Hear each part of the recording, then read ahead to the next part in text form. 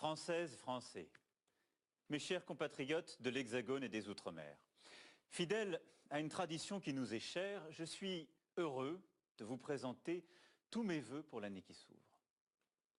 L'année 2018 ne nous a pas épargnés en émotions intenses de toute nature. La France a connu de grands moments, des victoires sportives, de grands événements culturels, la célébration du centenaire de l'armistice de 1918, et j'ai porté à cette occasion la voix de la France pour la paix. Le Premier ministre, avec son gouvernement et le Parlement, en 2018, ont fait beaucoup pour le pays. Je ne vais pas ici tout énumérer, mais nombre de transformations qu'on pensait jusqu'alors impossibles, comme celle du travail ou des chemins de fer, ont été menées à bien. Ils ont lancé une action forte pour notre école, nos universités, l'apprentissage et l'alternance, l'attractivité de notre pays.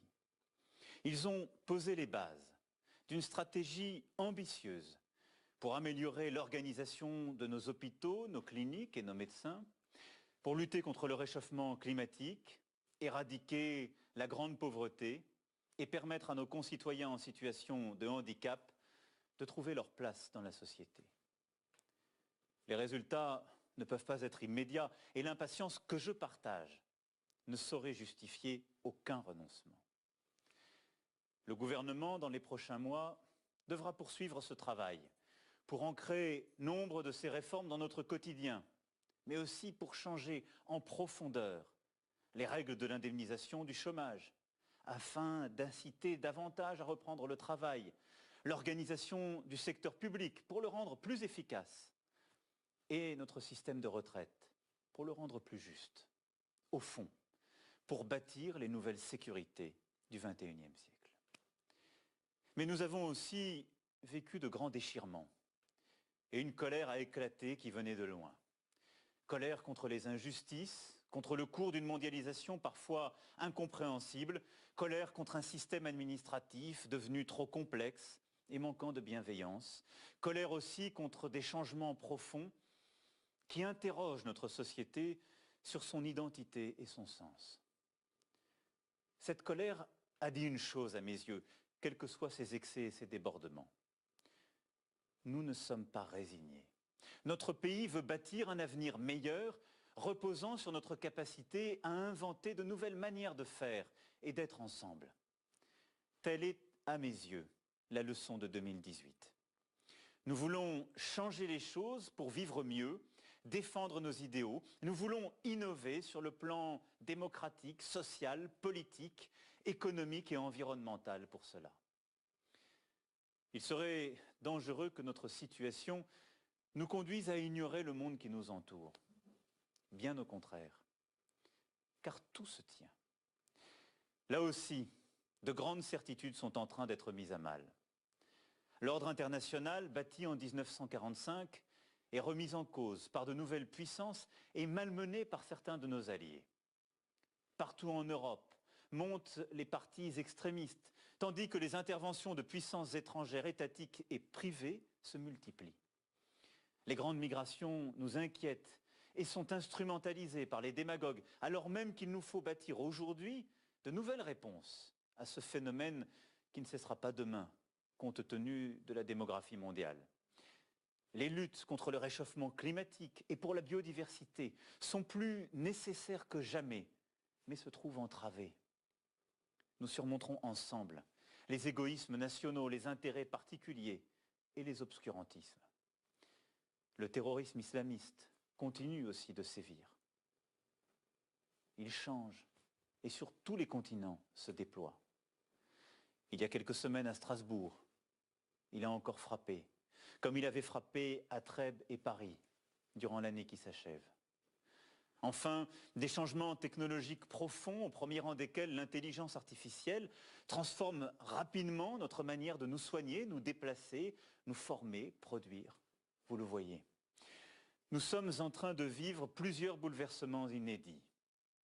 Le capitalisme ultralibéral et financier, trop souvent guidé par le court terme et l'avidité de quelques-uns, va vers sa fin. Notre malaise dans la civilisation occidentale et la crise de notre rêve européen sont là. Alors faut-il pour autant s'en désespérer? Je ne le crois pas. C'est un défi immense.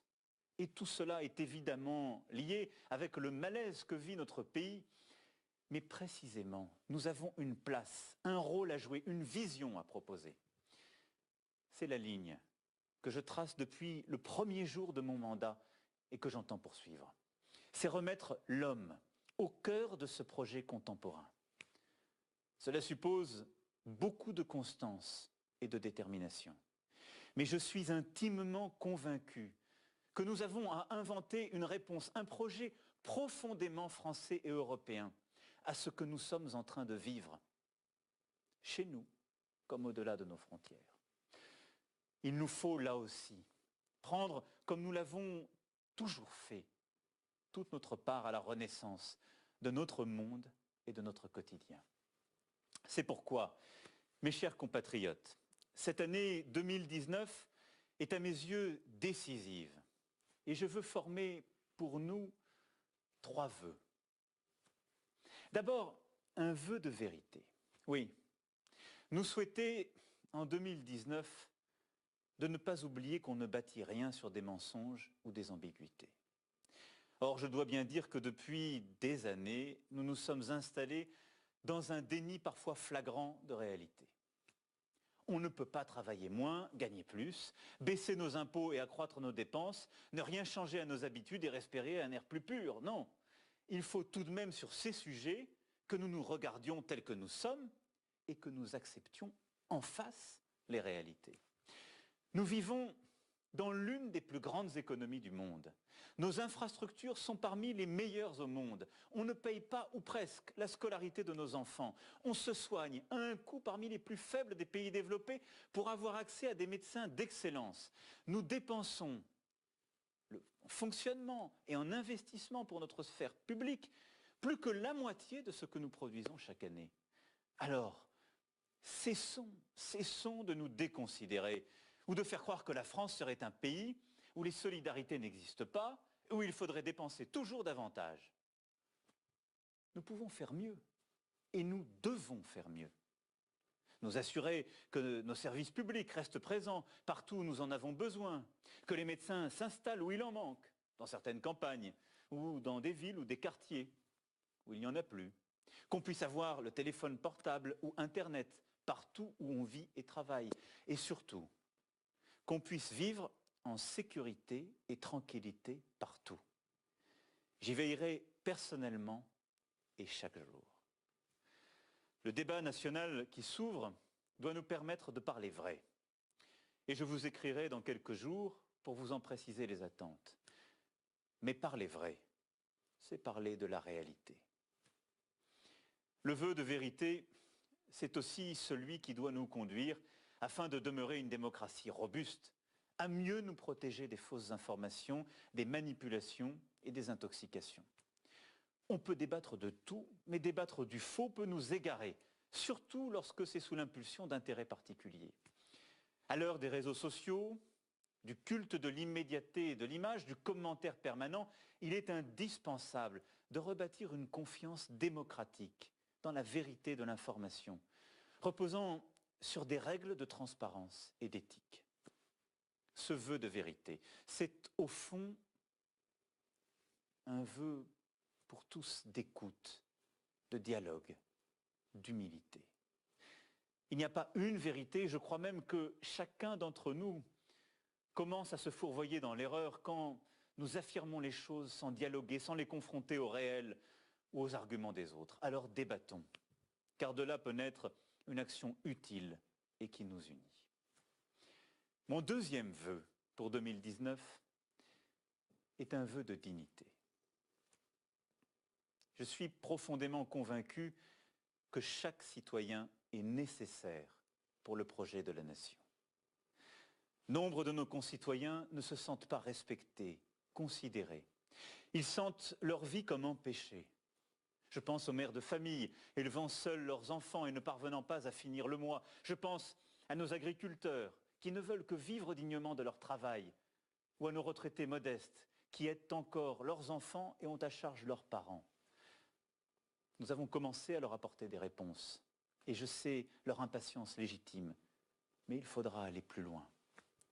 Cela implique de permettre à chacun, quel que soit son quartier, quelle que soit sa famille, de pouvoir accéder à une meilleure éducation, grâce à celle-ci de pouvoir accéder à un travail pour construire sa vie et celle de sa famille. Cela suppose d'assurer à chacun les droits dans la société et attendre de lui les devoirs qui sont les siens. Cela, nous avons commencé de le rétablir, mais c'est notre responsabilité à tous. Et cela passe par le respect, le sens de l'effort et du travail. Cela suppose aussi de lutter contre les intérêts profonds qui parfois bloquent notre société et notre État, qui ne reconnaissent pas suffisamment le mérite ou qui enferment trop de nos concitoyens dans des cases. Notre dignité de citoyen exige que chacun se sente pleinement acteur de la vie de la nation, de ses grandes décisions, à travers ses représentants ou directement. Nous devons, grâce au débat qui a commencé, redonner toute sa vitalité à notre démocratie. J'aurai sur ce sujet des décisions à prendre, car d'évidence, nos institutions doivent continuer à évoluer. Mais la dignité, mes chers compatriotes, c'est aussi le respect de chacun. Et je dois le dire, j'ai vu ces derniers temps des choses impensables et entendu l'inacceptable. Nous ne vivons libres dans notre pays que parce que des générations qui nous ont précédés se sont battues pour ne subir ni le despotisme ni aucune tyrannie. Et cette liberté, elle requiert un ordre républicain. Elle exige le respect de chacun et de toutes les opinions. Que certains prennent pour prétexte de parler au nom du peuple, mais lequel, d'où, comment, et n'étant en fait que les porte-voix d'une foule haineuse, s'en prennent aux élus, aux forces de l'ordre, aux journalistes, aux juifs, aux étrangers, aux homosexuels. C'est tout simplement la négation de la France. Le peuple est souverain. Il s'exprime lors des élections. Il y choisit des représentants qui font la loi. Précisément parce que nous sommes un État de droit.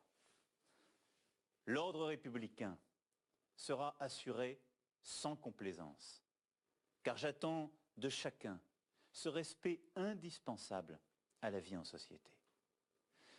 Je veux avoir un mot précisément pour tous ceux qui, au quotidien, permettent à notre République d'œuvrer à la plus grande dignité de chacun. Nos militaires, qui ce soir encore sont pour nombre d'entre eux à des milliers de kilomètres de leur famille, nos pompiers, nos gendarmes, nos policiers, nos personnels soignants, les élus de la République, les engagés bénévoles des associations. Tous ceux qui tissent le lien de la nation, œuvrent à la fraternité quotidienne et qui, ce soir, je le sais, sont aux côtés des plus vulnérables, des plus fragiles, auxquels je pense tout particulièrement. Enfin, je veux former un troisième et dernier vœu, un vœu d'espoir. Espoir en nous-mêmes comme peuple, espoir en notre avenir commun, espoir en notre Europe. Je crois que nous avons en nous une énergie salutaire si nous savons retrouver confiance en nous-mêmes et entre nous. Je crois que la France porte en elle un projet inédit, un projet d'éducation de chacun, une culture forte qui nous unit, un projet de construction d'une écologie industrielle, d'une société aux solidarités nouvelles et au service des personnes. Et derrière cela, ce que nous voulons profondément, c'est retrouver la maîtrise de notre quotidien et de notre destin, ne plus subir. C'est cela qui doit guider nos choix pour le pays et les grandes décisions pour l'année à venir. C'est aussi cela qui doit guider le projet européen renouvelé que je vous proposerai dans les prochaines semaines. Retrouver la maîtrise de notre vie, c'est choisir notre alimentation, c'est assurer la justice fiscale, c'est nous protéger contre nos ennemis, c'est investir pour innover, c'est apporter une réponse commune aux migrations. Je crois très profondément dans cette Europe qui peut mieux protéger les peuples et nous redonner espoir. Au mois de mai prochain, nous aurons à nous exprimer sur ce choix européen ô combien important. Nous voulons en finir avec le sentiment d'impuissance à tous les niveaux. C'est une tâche d'une ampleur inédite, mais elle est à notre portée. Je nous en sais capable. Et c'est là que réside cet espoir pour 2019. J'ai grandi en province et je connais ces terres qui ont été bousculées durant ces dernières décennies et qui parfois doutent. Et je sais que notre avenir ne se fera pas autrement que par une unité retrouvée et un effort de chacun. C'est ainsi que chaque citoyen retrouvera un peu de sens et un peu de maîtrise de sa vie en plus. Et je sais que notre avenir dépend de notre capacité précisément à nous aimer et à aimer notre patrie. De tous les horizons, de toutes les générations. Là est l'énergie de la France. Je suis au travail, fier de notre pays, fier de toutes les Françaises et de tous les Français, déterminé à mener tous les combats présents et à venir, parce que je crois en nous, je crois dans cet espoir français et européen que nous pouvons porter. Alors, mes chers compatriotes, je vous souhaite une belle année 2019. Vive la République et vive la France.